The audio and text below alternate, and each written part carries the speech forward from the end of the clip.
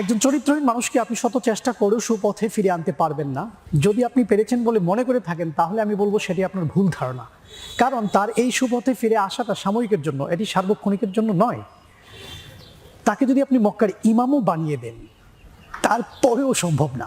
প্রথমত তাকে আপনি মক্কার ইমাম বানাতে পারবেন না, কারণ সে এ পথে যেতে এতটাই অস্বস্তি বোধ করবে যতটা অস্বস্তি বোধ করে মাছকে পানি থেকে ডাঙ্গায় উঠালে।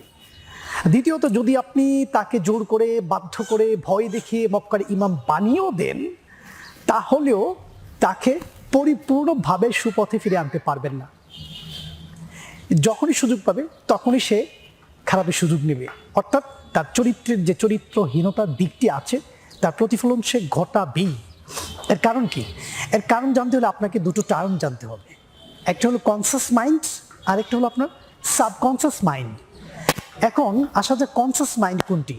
কনসাস মাইন্ড হলো মানুষের মনের অবচেতন প্রক্রিয়া, যেটা মানুষের নেচার আমরা বলতে পারি, অর্থাৎ প্রত্যেকটা মানুষের কিছু বৈশিষ্ট্য আছে, ওই বৈশিষ্ট্যগুলোকে আমরা বলতে পারি কি সাবকনসাস মাইন্ড।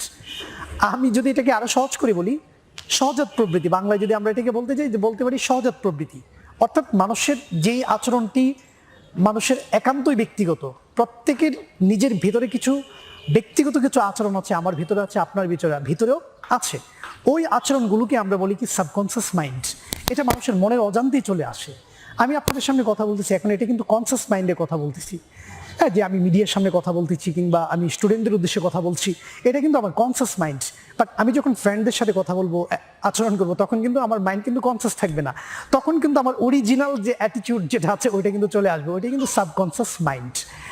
এই জন্য বলছি, একজন চরিত্রহীন পুরুষ অথবা নারীকে যদি আপনি শত চেষ্টাও করেন তারপরেও তাকে সুপথে ফিরে আনতে পারবেন না, কারণ তার চরিত্রের যে চরিত্রহীনতার দিকটি আছে ওইটা কিন্তু আপনার সাবকনসাস মাইন্ড।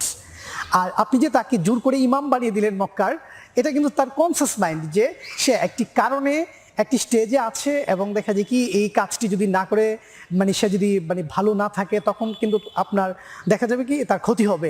এইসব চিন্তা ভাবনা থেকে তার মাইন্ড কিন্তু সবসময় কি থাকে, কনসাস থাকে। আর কনসাস কিন্তু সবসময় থাকা যায় না, এই জন্য তার কনসাসনেস যখন ছুটে যাবে তখন কিন্তু ওই কনসাসনেস এর স্থলাভিষিক্ত হবে কিন্তু আপনার সাবকনসাস মাইন্ড, যেটা আসবেই, মানুষের নেচার। ওই নেচারের কারণে তাকে আপনি পরিপূর্ণভাবে সুপথে কখনো ফিরে আনতে পারবেন না। ঠিক তেমনভাবে একজন চরিত্রবান মানুষকে যদি আপনি কোনো কারণে চরিত্রহীন করে ফেলেন, তখনও কিন্তু তাকে সার্বক্ষণিকের জন্য কিন্তু ওই লাইনে কিন্তু রাখা যাবে না, কারণ ওইটা সাবকনসিয়াস মাইন্ডের কারণে কিন্তু সে কিন্তু আবার চলে আসবে। এনিওয়ে, আমরা এখানে আরেকটি এক্সাম্পল দিতে পারি। ধরেন আপনি একটি বিষধর সাপ পুষলেন, এই সাপ কিন্তু আপনাকে ছোবল দিবে না। কেন? কারণ আপনি সবসময় অ্যালার্ট থাকবেন, সচেতন থাকবেন যে আপনার পক্ষ থেকে এমন কোনো কাজ যেন সংগঠিত না হয় যে কারণে সাপ আপনাকে ছোবল দিতে পারে। আবার সাপও কিন্তু কনসাস থাকবে যতটুকু পারে যেন আপনাকে ছোবল না দেয়। কিন্তু যদি কোনো কারণবশত এমন কোনো কাজ ঘটে গেল আপনার মাধ্যমে, আপনি সাপকে টাচ করে ফেললেন কিংবা আঘাত দিয়ে ফেললেন আপনার মনের অজান্তে, তখন কিন্তু সাপ আপনাকে ছোবল দিবেই। এটা কিন্তু সাপের নেচার, আপনাকে কিন্তু তখন কিন্তু ছাড়বে না। একটা বাঘকে যদি আপনি পুষেন, এই বাঘ কিন্তু আপনাকে খাবে না, কারণ বাঘ আপনার প্রতি একটা তাকে লালন পালন করার কারণে আপনার প্রতি একটা সিম্পেথি কিংবা একটা মায়া চলে আসবে। কিন্তু এই বাঘও কিন্তু আপনাকে খাবে। কখন? যদি বাঘের প্রচণ্ড খিদা পায় এবং তার আশপাশে কোনো কিছু খাবারের জন্য না থাকে, তখন কিন্তু বাঘ কিন্তু আপনাকেও ছাড়বে না। কারণ কি? তখন কিন্তু বাঘ কিন্তু আর কনসাস থাকে না। যতক্ষণ আপনি কনসাস থাকবেন, বাঘ কনসাস থাকবে, ততক্ষণ পর্যন্ত বাঘ আপনাকে খাবে না। কিন্তু যখন বাঘের প্রচণ্ড খিদে পাবে তখন কিন্তু সে সাবকনসাস মাইন্ডে চলে যাবে। তখন কিন্তু তার মনের তার ওই যে অজান্তে যে আচরণগুলো চলে আসে, অর্থাৎ তার হিংস্র ভাব, ঠিক আছে, ওইটা চলে আসবে এবং আপনাকে কিন্তু খাবে। আপনাকে আরেকটি চমৎকার উদাহরণ দিচ্ছি আমার প্র্যাকটিক্যাল লাইফের। আমি ঢাকাতে একটি ক্যাডেটে চাকরি করতাম। ওই ক্যাডেটে দেখা যায় কি বাংলাদেশের বিভিন্ন প্রান্ত থেকে কিন্তু স্টুডেন্টরা আসতো। ওই স্টুডেন্টরা কিন্তু আপনার দেখা যায় কি করতো জানেন? শুদ্ধ ভাষায় কথা বলতো। এটাই কিন্তু স্বাভাবিক, কারণ প্রত্যেকে কিন্তু কনসাস মাইন্ডে আছে যে আমরা শুদ্ধ ভাষায় কথা বলতে হবে, আমরা একটা সমাজে আছি, আমরা একটা প্ল্যাটফর্মে আছি। এই জন্য প্রত্যেকে কিন্তু যার যার অবস্থান অনুযায়ী ভালো ভাষাতেই কিন্তু এখানে ইউজ করতো, অর্থাৎ শুদ্ধ ভাষাটাই কিন্তু এখানে ইউজ করতো। কিন্তু যখন দুজন স্টুডেন্টের মাঝে আপনার ঝগড়া লেগে যেত, ঠিক আছে, তখনই কিন্তু মজার বিষয়টি ঘটে যেত যে আমি খুব মজা পেতাম ওই সময়টা। তখন কিন্তু প্রত্যেকে তাদের আঞ্চলিক ভাষাটা কিন্তু এখানে ইউজ করতো। অর্থাৎ প্রত্যেকের মুখ দিয়ে তখন কিন্তু মনের অজান্তে সাবকনসিয়াস মাইন্ড কিন্তু তখন তাদের মাথায় ভর করতো। অর্থাৎ প্রত্যেকে কিন্তু আপনার দেখা যায় কি সাবকনসিয়াস মাইন্ডে কিন্তু নিজেদের ভাষায় কিন্তু তখন এই ল্যাঙ্গুয়েজগুলো ইউজ করতো, অর্থাৎ ছোটোখাটো গালি যেটা দিত তখন কিন্তু আঞ্চলিক ভাষায় কিন্তু ওরা দিয়ে ফেলতো।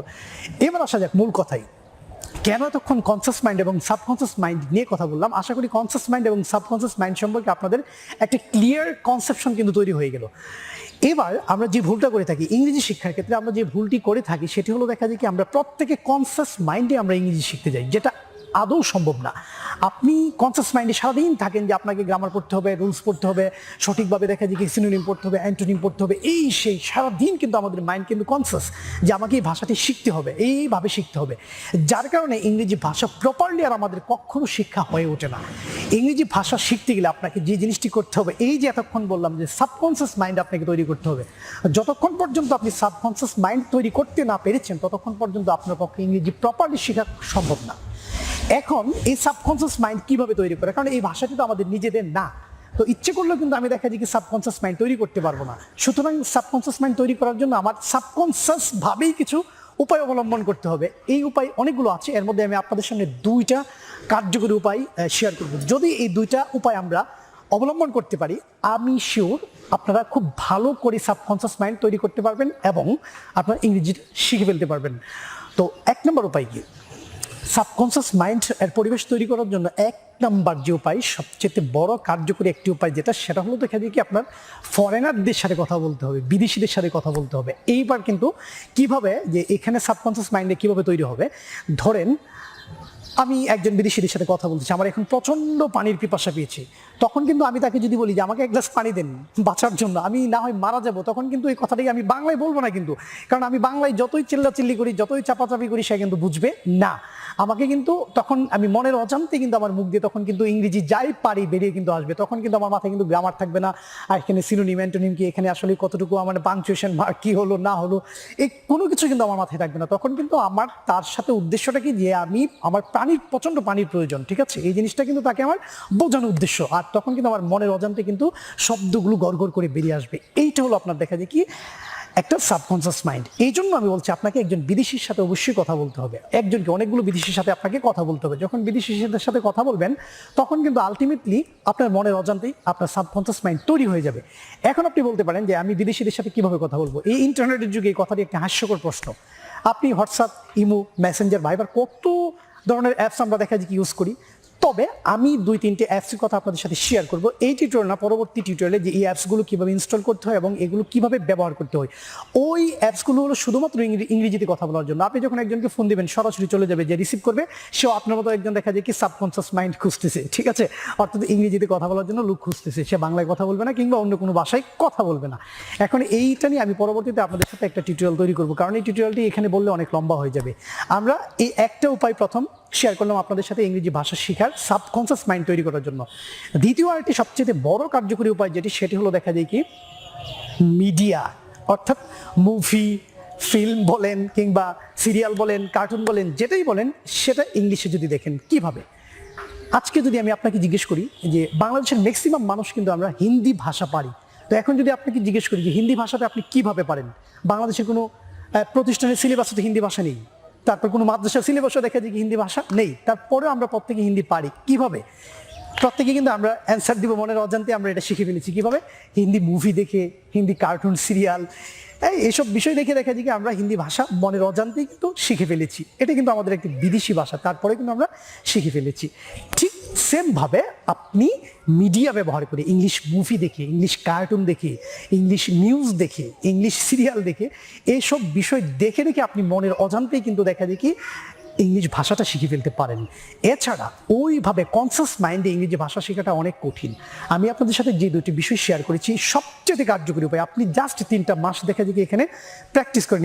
ইংলিশ সিনেমা কিংবা মুভি যখন আমরা দেখি তখন দেখা যায় কি ওদের বডি ল্যাঙ্গুয়েজ ভাষাটা এমন যে আমরা অনেকটাই বুঝি না। তো এটার জন্য আমি বলবো, আপনি যখন হিন্দি ভাষা প্রথম দেখতেন তখন কিন্তু বুঝতেন না কিভাবে। প্রথম কিন্তু আমরা ওদের বডি ল্যাঙ্গুয়েজটা দেখে কিন্তু বুঝে ফেলি যে এখানে এই ঘটনাটা কিন্তু বলছে। দ্বিতীয়বার অথবা তৃতীয়বার যখন আমি মুভিটা আবার দেখবো হেডফোন লাগিয়ে খুব মনোযোগ সহকারে, তখন কিন্তু ওই বডি ল্যাঙ্গুয়েজ এবং ভাষা এগুলো কিন্তু আস্তে আস্তে কিন্তু আমার ক্যাপচারিং হয়ে যাবে। এই জন্য প্রথমত আপনি একটি মুভি দেখবেন শুধু গল্পটা বোঝার জন্য, এরপরে দ্বিতীয়বার দেখা যায় কি আপনি হেডফোন লাগিয়ে ভালো করে এটা মানে ভাষাটা স্ক্রিনে তো আসবে, ওটা আপনি ম্যাচ করে নেবেন।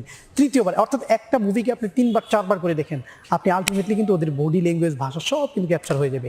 এটা সবচেয়ে বড় কার্যকরী উপায়। আশা করি আজকের এই 2টি উপায় যদি আপনি শেয়ার করেন, মানে প্র্যাকটিস করেন, তাহলে ইংরেজি ভাষাটা শিখতে গিয়ে আপনার আশা করি কখনোই ঝামেলা হবে না। তো আমাদের পরবর্তী টিউটোরিয়াল দেখার জন্য আপনাদের সবাইকে আমন্ত্রণ জানিয়ে আজকে এখানে শেষ করে দিচ্ছি। সবাই ভালো থাকুন, সুস্থ থাকুন। আল্লাহ হাফেজ। Thank you everyone.